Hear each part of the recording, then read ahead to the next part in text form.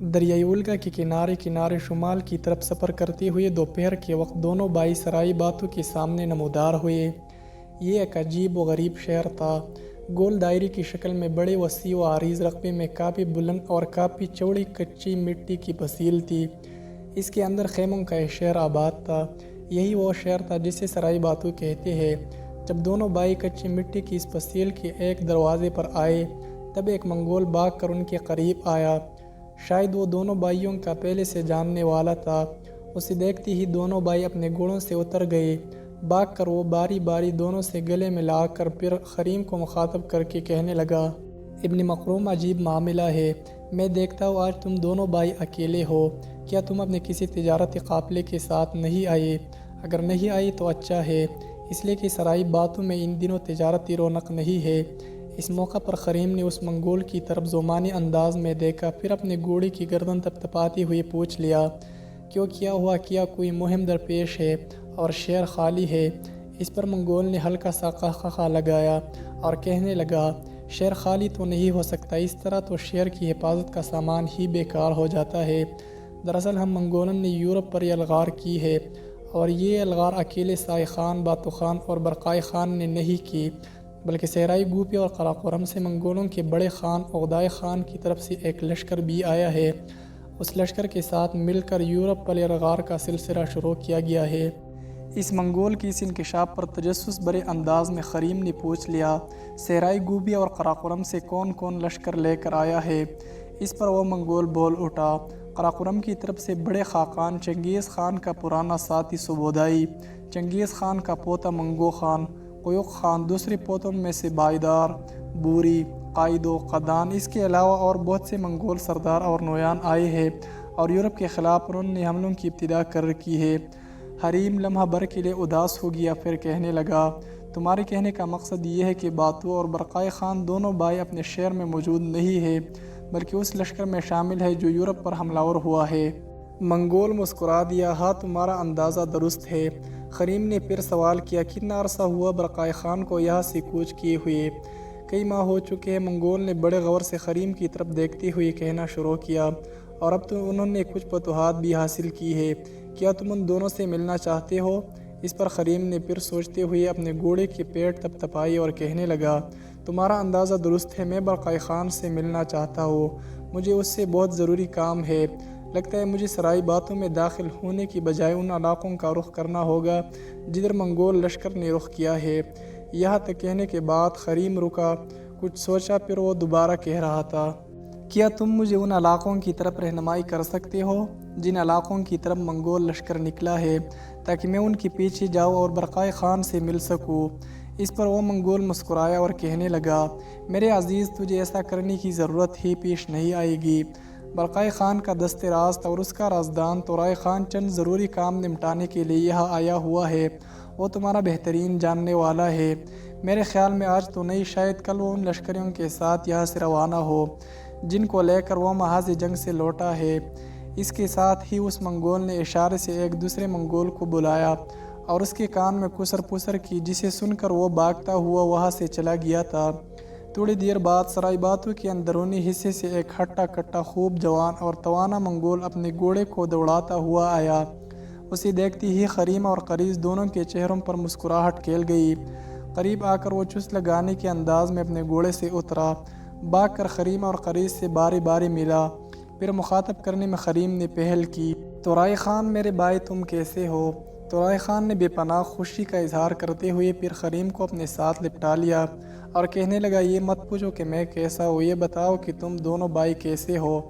اس پر دکھ بھرے انداز میں خریم کہنے لگا، میرے حالات بڑے خراب ہو گئے ہیں، کہیں بیٹھ کر تفصیل کے ساتھ تمہیں بتاؤں گا، پہلے یہ کہو کہ میں برقائے خان سے ملنا چاہتا ہوں، اس سلسلے میں کیا کروں؟ طورائے خان نے پھر خریم کو اپنے ساتھ لپٹا لیا اور کہنے لگا، تم فکر مند کیوں ہوتے ہو؟ آج رات تینوں بھائی اکٹھے قیام کرتے ہیں، کل میں نے کچھ لشکریوں کے ساتھ برقائے خان کی طرف کوچ کرنا ہے، تینوں بھائی اکٹھے کوچ کریں گے۔ خریم اور قریش دونوں بھائیوں نے طورائے خان کی تجویز سے اتفاق کیا، پھر طورائے خان کے ساتھ خریم اور قریش دونوں بھائی سرائے میں داخل ہو گئے تھے۔ اگلے روز طورائے خان کے ساتھ انہوں نے سرائی باتو سے بھی کوچ کر لیا تھا۔ باتو خان اور اس کے بھائی برقائے خان نے عجیب و غریب انداز میں یورپ پر چڑھائی شروع کی تھی۔ اپنے آبائی دشت سے چنگیز خان کے مانے ہوئے سالار سوبودائی اور دوسرے سالاروں اور نویانوں کے پہنچ جانے کے بعد یورپ کے خلاف حملوں کی ابتدا کی گئی تھی۔ منگولوں کے حملے اور ان کی پیش قدمی بھی عجیب و غریب تھی۔ ان کے لشکر کے آگے ہر اول کے قاصد ہوتے تھے، جو لشکر کے راستے میں مویشی اکٹھے کرتے جاتے تھے۔ شاہراہ سے تمام رکاوٹیں صاف کر دی جاتی تھی، تیز ندیوں پر پل بنا دیے جاتے تھے، تھوڑی تھوڑی دور گھوڑوں کے لیے چارے کے گودام بنا دیے جاتے تھے۔ شاہراہ کے کنارے جہاں اچھی اچھی چراگاہیں ہوتی تھی، انہیں اس لیے محفوظ کر دیا جاتا تھا کہ جب لشکر وہاں پہنچے گا تو لشکر کے گھوڑے ان چراگاہوں سے مستفید ہو سکیں گے۔ منگولوں کے خاقان اعظم چنگیز خان نے تحریری طور پر حکم جاری کر رکھا تھا کہ ہر سالار کا فرض ہے کہ وہ دیکھ لے کہ اس کے تحت تمام کرنے والے لشکریوں کے پاس اپنی ضرورت کی ہر شے موجود ہے۔ سوئی داغی تک وہ ہر شے کا اطمینان کر لے، اور معائنے کے دوران اگر انہیں کوئی لشکری ایسا ملے جس کے پاس ضرورت کی تمام چیزیں نہیں ہے تو وہ اسے سزا دے۔ لگاتار طویل جنگوں میں حصہ لینے کے لیے لشکریوں کو کیل کانٹے تک درست کر کے رکھا جاتا تھا۔ طوفانوں سے پناہ لینے کے لیے بارے خیمے ہوتے تھے اور جکڑوں میں قطار در قطار لدے ہوتے تھے۔ منگول سردیوں کے آرام دہ پڑاؤ کے تصور سے ناشنا ہوا کرتے تھے، کیونکہ ان سے توقع کی جاتی تھی کہ وہ سخت سردی اور برف باری میں لڑائی کے جوہر دکھائے۔ ان کے آبائی دشت کے پلے ہوئے گھوڑے سردیوں میں اپنے لیے چارہ ڈھونڈنا جانتے تھے۔ وہ ہلکی برف کو اپنے سموں سے کرچ کر گھاس چر لیتے تھے۔ منگولوں کا بوڑھا پرانا سالار سوبودائی چنگیز خان کا دست راست ہوا کرتا تھا، لیکن یورپ پر چڑھائی کے وقت اس نے منگولوں کے سارے لشکر کی کمانداری اپنے ہاتھ میں نہیں لی۔ باتو خان کو جسے منگول سائے خان کہہ کر پکارا کرتے تھے، اسے متحدہ لشکر کا سالار اعلیٰ بنایا گیا اور سوبودائی نے خود اس کے تحت کام کرنا پسند کیا۔ اس طرح سوبودائی اور برقائے خان دونوں ایک طرح سے باتو خان کے نائب کی حیثیت سے کام کرتے تھے۔ آبائی دشت سے آنے والے دوسرے تمام بڑے بڑے سالار بھی سوبودائی، برقائے خان اور باتو خان کے تحت کام کر رہے تھے۔ برقائے خان چونکہ اسلام قبول کر چکا تھا، لہٰذا یورپ پر حملہ آور ہونے سے پہلے اس نے کچھ مسلمان قبائل کو بھی اپنے لشکر میں شامل کر لیا تھا۔ ان میں سے زیادہ تر ترگائی کے علاقے کے رہنے والے باشکیری اور سائبیریا کے کرغیز شامل تھے، جو منگولوں ہی کی طرح جنگجو ہونے کے ساتھ ساتھ اچھے اور کٹر قسم کے مسلمان بھی تھے۔ باشکیریوں اور کرغیزوں کے علاوہ باتو اور برقائے خان کے لشکر میں کئی اور دوسرے خانہ بدوش ترکمان بھی موجود تھے، ان میں بہت سے مسلمان تھے۔ منگول لشکر کا یہ خاصہ تھا کہ دورانی سفر ان کے پاس بہت کم ہتھیار دکھائی دیتے تھے۔ ان کے خاص ہتھیار یعنی ان کے بڑے کمانے جنہیں سینگوں کے ذریعے کھڑا کیا جاتا تھا اور جو بڑے طاقتور کمانے ہوا کرتے تھے، اور چھوٹے کمانے جو زمین پر بیٹھے بڑے سرعت سے کھینچی جا سکتی تھی، روغن لگا کر کمان خانے میں رکھ دی جاتی تھی۔ لڑائیوں میں حصہ لینے کے لیے ہر منگول کے پاس 3 قسم کے تیر ہوتے تھے، ایک لمبے لمبے تیز رفتار تیر، دوسرے 3 انگل موٹے بارے تیر جن کے سر کو لوہا منڈا ہوتا تھا اور جو پولاد کی ذرہ میں بھی گھس جاتے تھے، اس کے علاوہ تیسرے چھوٹے قسم کے تیر ہوتے تھے۔ ہر لشکری رکاب میں پاؤ جمائے ہوئے تیزی سے اپنی ترکی کمان سے یہ بارے تیر برساتا ہوا نکل جاتا تھا اور پیچھے مڑ کر بھی آسانی سے تیر اندازی کر سکتا تھا۔ چنگیز خان کے احکام کے مطابق ہر منگول لشکری کا فرض تھا کہ جو ہتھیار اس کی تحویل میں دیے جائے انہیں روغن سے ہمیشہ صاف اور چمکدار بناتا رہے۔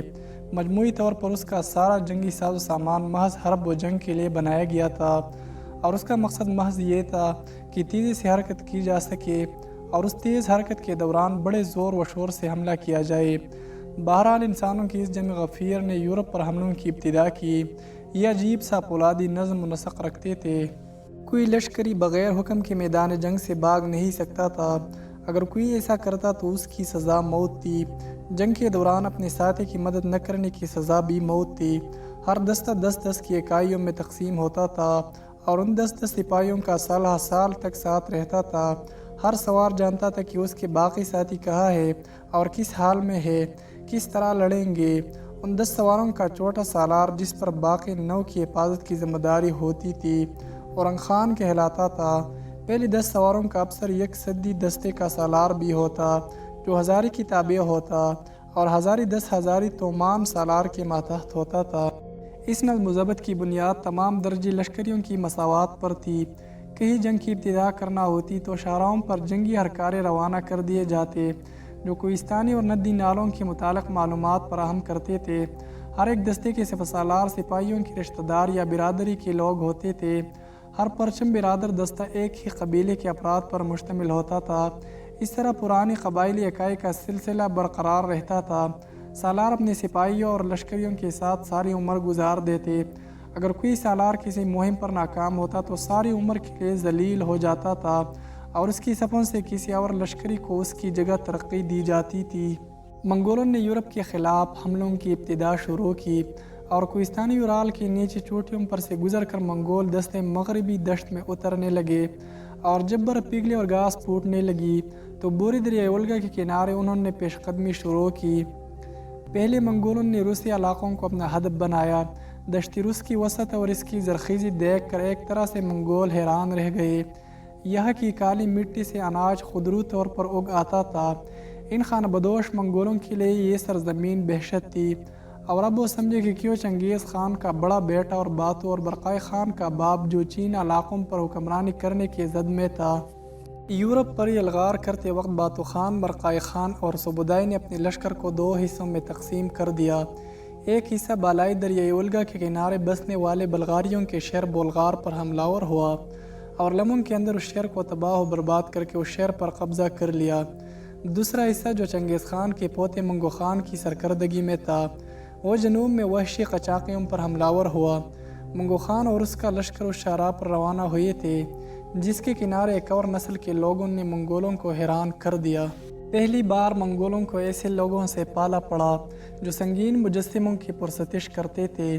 منگول ان پر حملہ آور ہوئے اور ان میں سے بہت سے سووں نے منگولوں کی اطاعت قبول کر لی اور جنہوں نے اطاعت قبول نہیں کی وہ منگولوں سے بچنے کے لیے مغرب میں دریائے نیپر کی طرف بھاگ گئے۔